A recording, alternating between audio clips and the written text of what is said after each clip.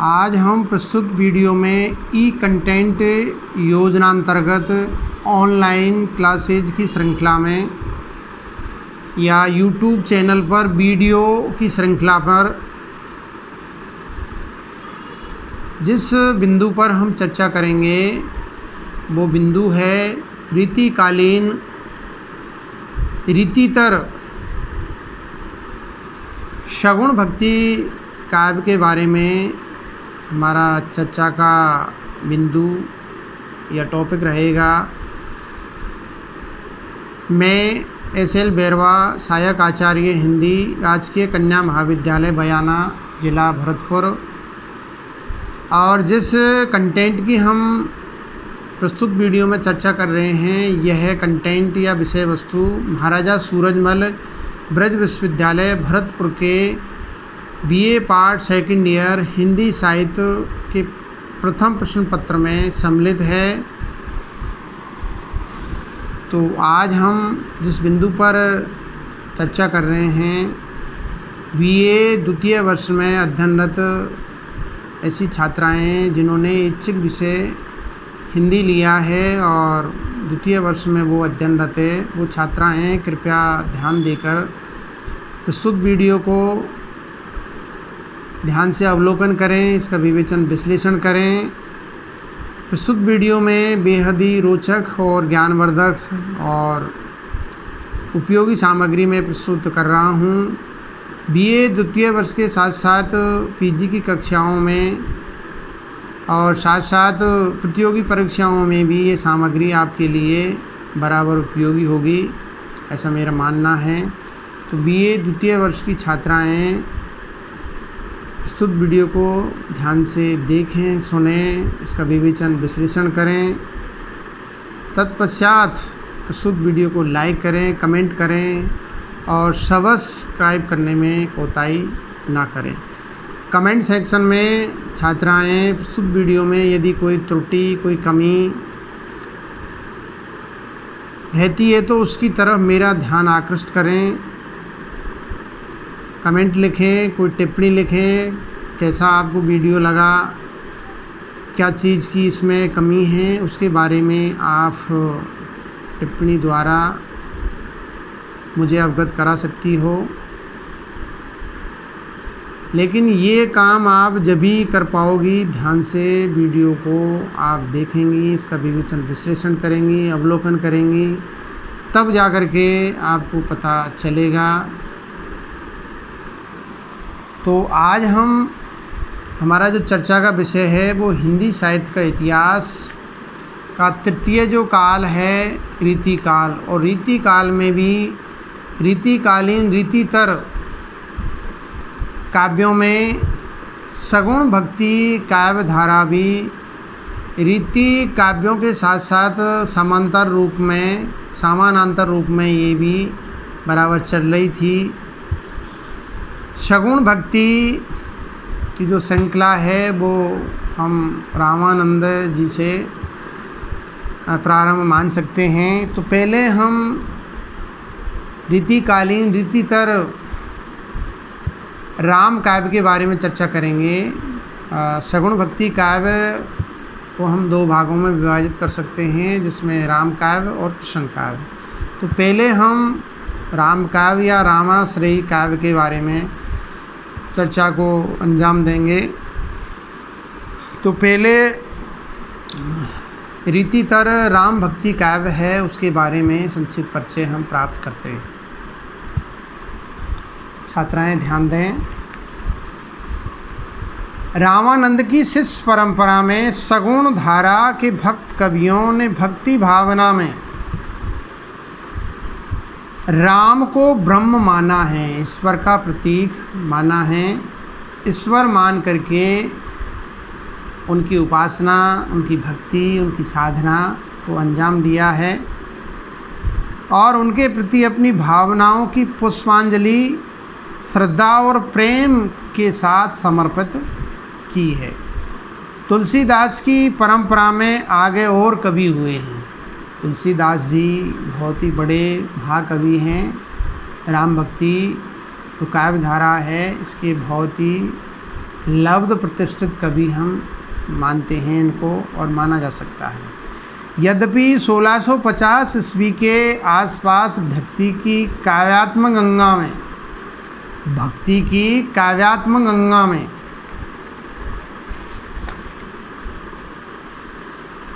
काव्यात्मक गंगा में श्रृंगार की यमुना और नीति की सरस्वती भी आ मिली थी, किंतु फिर भी उस त्रिवेणी में भक्ति की गंगा धारा दिखाई देती है। यानी श्रृंगार की यमुना भी मिल गई इसमें भक्ति में, और नीति की सरस्वती भी इसमें आ गई। लेकिन फिर भी क्या है, राम भक्ति जो काव्य धारा है बदस्तूर ये जारी थी। ये क्या है, पंकिल नहीं हुई थी, कीचड़ से युक्त नहीं हुई थी। ईसा की 17वीं से 18वीं सदी तक राम भक्ति से संबद्ध काव्यों की सृष्टि होती रही।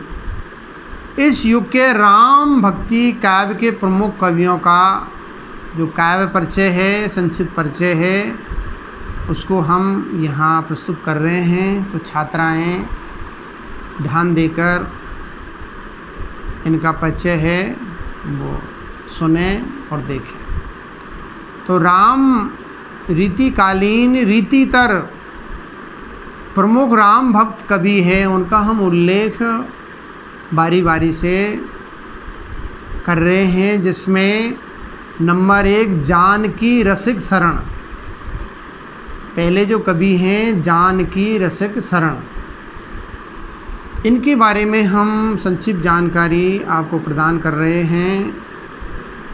जानकी रसिक शरण ये अयोध्या के निवासी थे, कहाँ के रहने वाले थे, अयोध्या के ये निवासी थे। इनका समय संमत 1757 यानी 1700 ईस्वी के आसपास माना जाता है।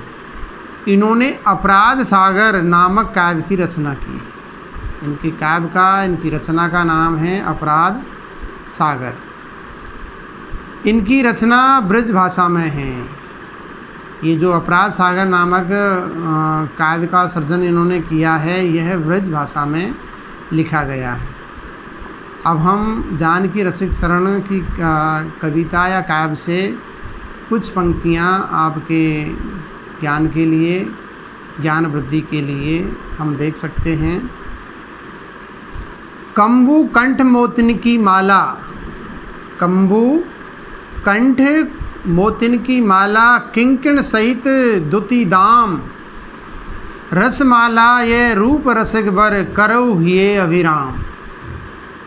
इसमें राम का जो रूप स्वरूप है उसको कवि जानकी रसिक शरण ने चित्रित किया है कि भगवान राम ने अपने गले में मोतियों की माला को धारण कर रखा है और किंकिण गहने हैं कि तरह वो माला, जैसे गहनों में शाइनिंग होती है, चमक होती है, उसी प्रकार से माला के जो बीज हैं, हीरे हैं, वो चमक रहे हैं और ऐसा लगता है कि मानो आसमान में कोई बिजली चमक रही है, ऐसी उनकी चमक है। रसमाला यह रूप रसिक बर,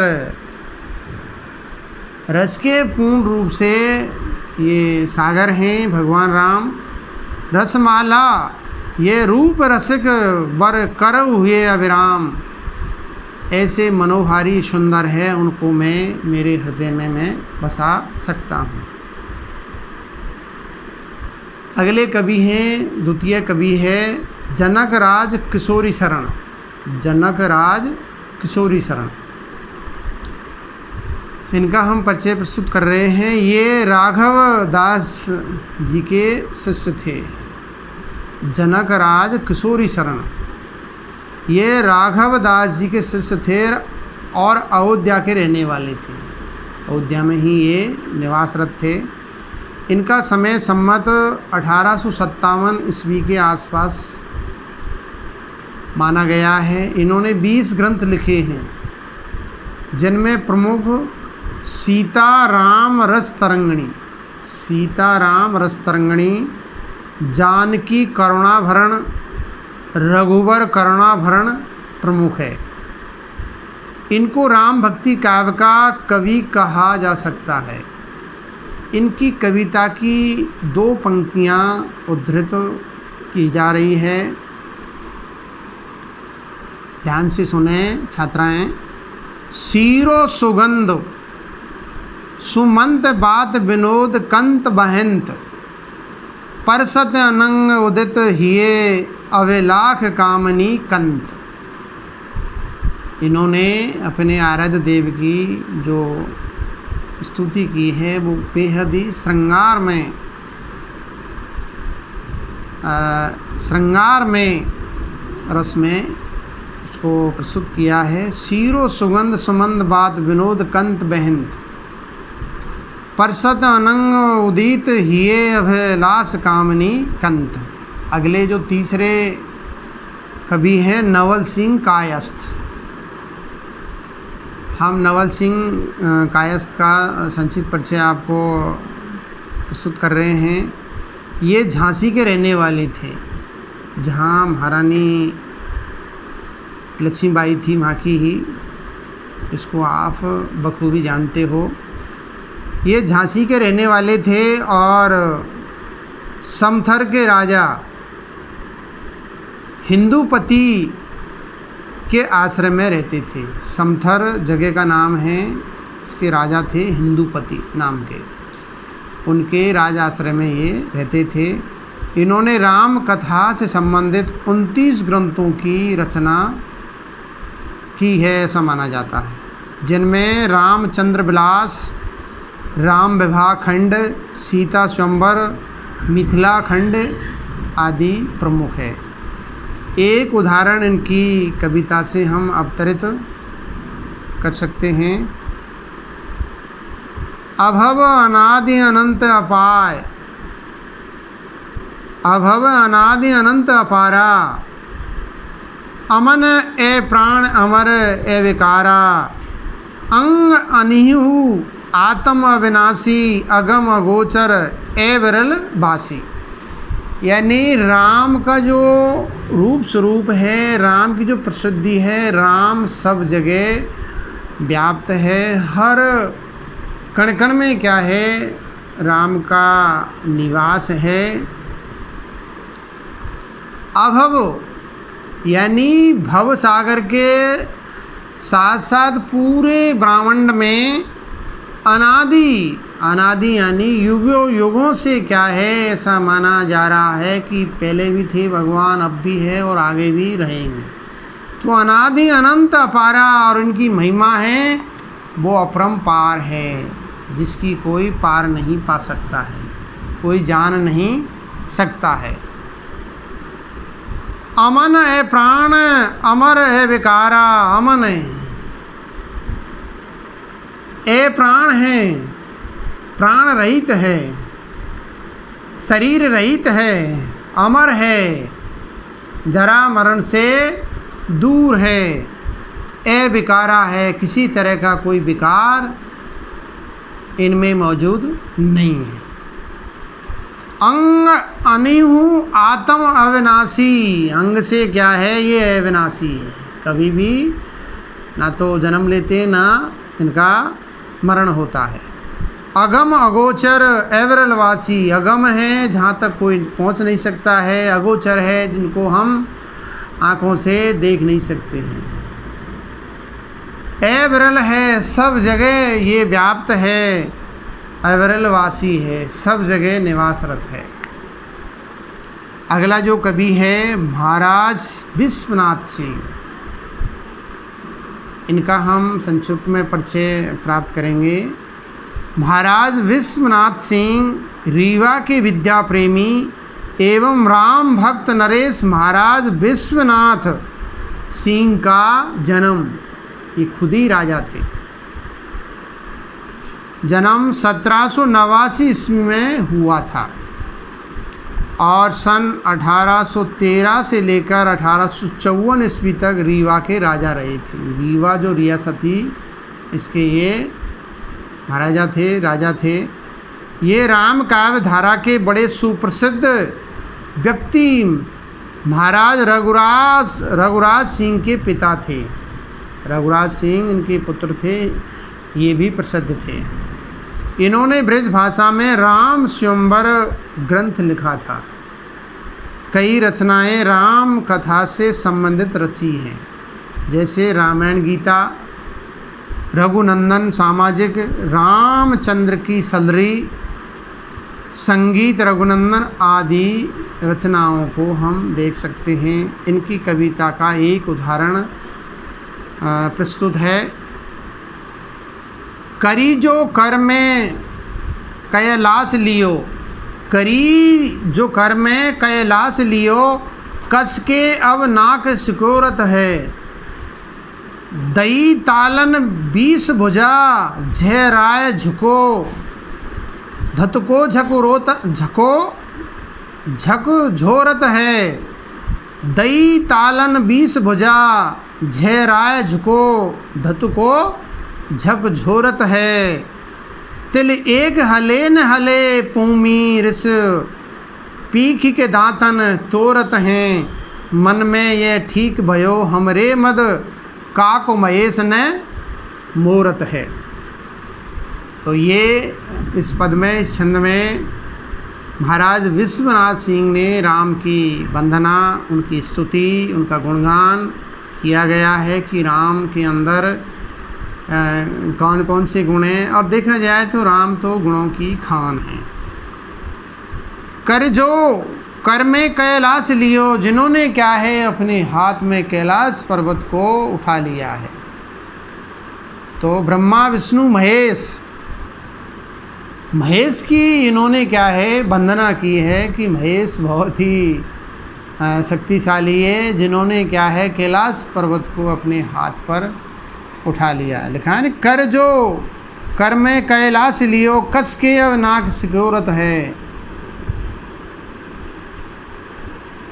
दई तालन 20 भुजा, झेराय झुको, धतको झक झोरत है। और राम ने क्या है 20 भुजा वाले रावण हैं, 10 शीश और 20 भुजा है, उनका भी मान मर्दन कर दिया।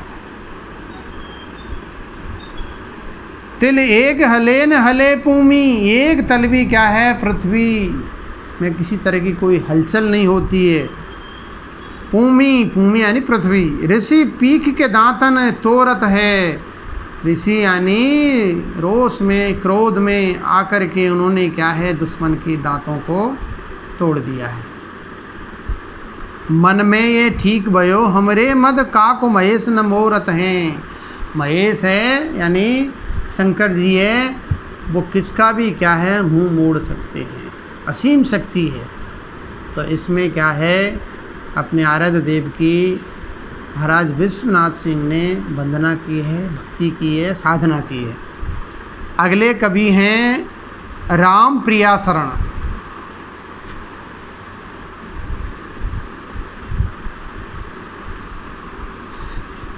राम प्रिया शरण का हम परिचय प्रस्तुत कर रहे हैं।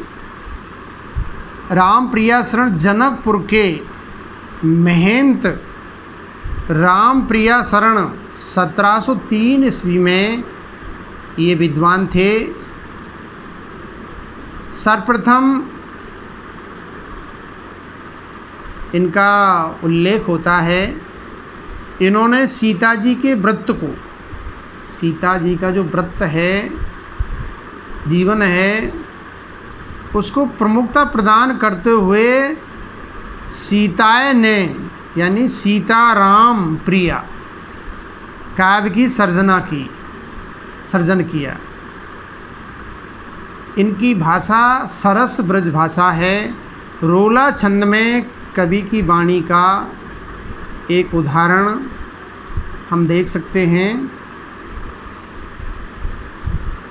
छात्राएं ध्यान दे करके इस छंद को सुने। जो रोला छंद में प्रस्तुत किया गया है।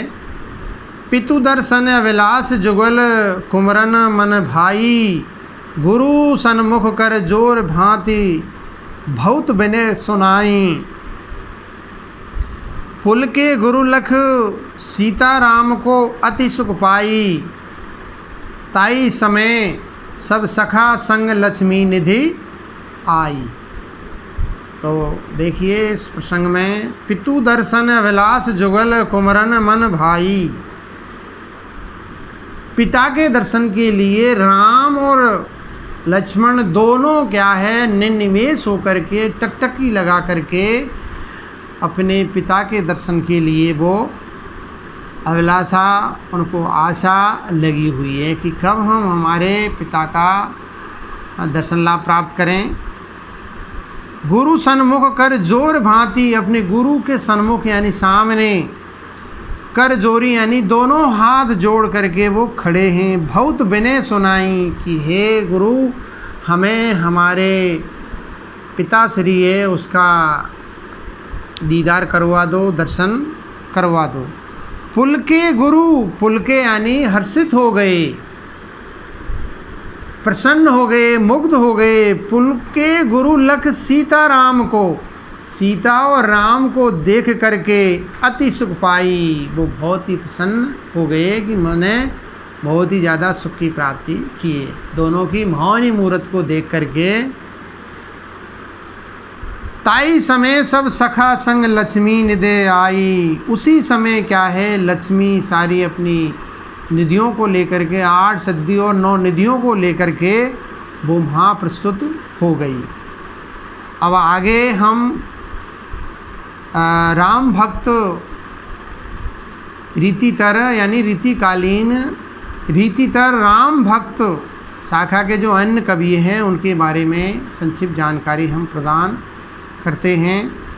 रीतिकाल में राम काव्य की रचना करने वाले अन्य कवियों में रसिक अली, रसिक अली ने जो काव्य रचनाएँ सृजित की है उनमें षट ऋतु, पदावली, होरी, अष्टयाम, मिथिला विहार, ये उनकी प्रमुख रचनाएं थी। अगले हैं सरजूदास पंडित ने जैमिनी पुराण भाषा। अगले हैं कवि मधुसूदन, मधुसूदन जी ने राम अश्वमेघ 1772 में लिखी थी। अगले कवि हैं बाल अलीजू, इन्होंने नेह प्रकाश नामक काव्य का सर्जन किया है। गोकुलनाथ, इन्होंने सीताराम गुण वर्णन नामक काव्य का सर्जन किया है। अगले कवि हैं ललकदास, जिन्होंने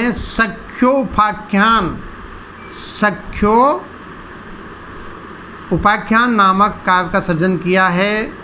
अगले कवि हैं मनियार सिंह, इन्होंने 3-4 ग्रंथों का निर्माण किया है, जिनमें हनुमत 25, सौंदर्य लहरी, सुंदरकांड आदि रचनाओं का मनियार सिंह ने सर्जन किया है। अगले कवि है प्रेम सखी, इन्होंने श्री राम तथा सीता जी का सिख मुख नामक कृति का सर्जन किया है। अगले हैं रामचरण दास, इन्होंने रामचरितमानस की टीका लिखी है। अगले कवि हैं जीवाराम, जीवाराम ने तत्सुखी शाखा को प्रारंभ किया था और कृपा निवास ने भावना पचीसी नामक ग्रंथ का सर्जन किया है। भावना पचीसी और समय प्रबंध, कृपा निवास ने भावना पचीसी, समय प्रबंध, माधुरी प्रकाश, जानकी सहस्त्र नाम आदि ग्रंथों का सर्जन किया है।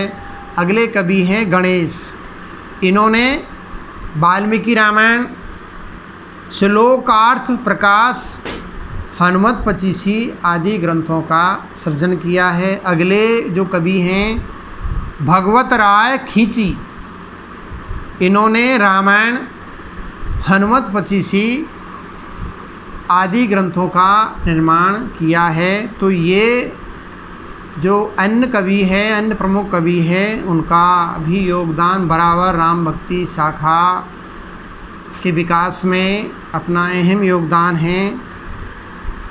तो आगे हम अगले बिंदु रीतिकालीन कृष्ण काव्य धारा के जो कवि हैं इनके बारे में हम अगले वीडियो में चर्चा करेंगे। इस वीडियो में इतना ही। धन्यवाद। नमस्कार।